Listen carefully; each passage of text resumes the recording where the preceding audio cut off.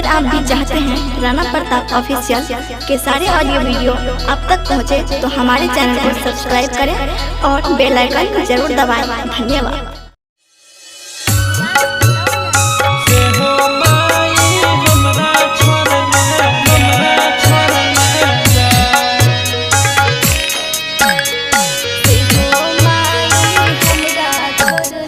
बड़ा रे जतन से हम माई के पूजलिएगे, माई के पूजलिएगे, से हो माई हमरा छोड़ने जाए।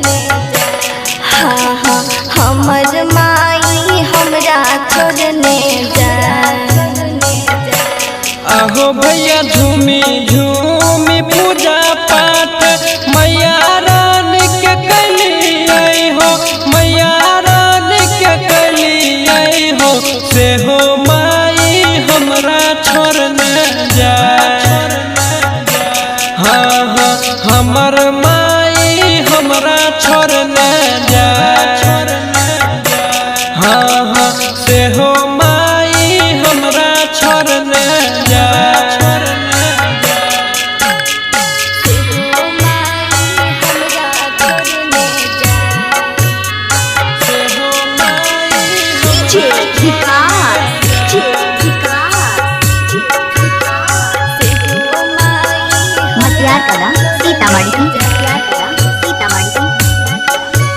Recording by Sapna music.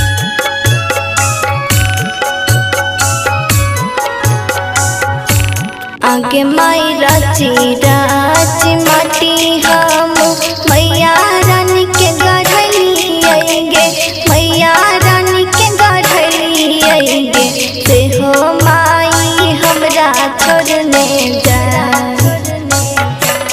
हाँ हाँ हमर माई हमरा छोड़ने जाए।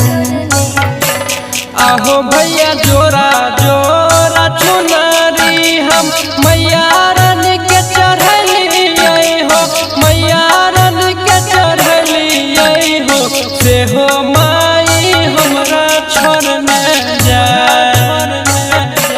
हाँ हाँ देवी मैया हमरा छोड़ने जाए।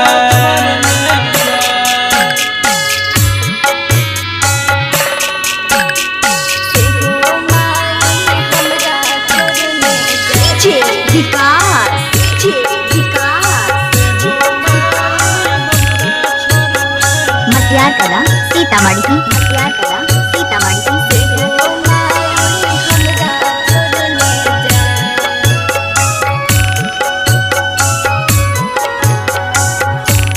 आगे माई राइटर जी तो बेटावा से फैला कौन गलतिया है, फैला कौन गलतिया है, बेटवा तो हर पीछू पीछू जाए।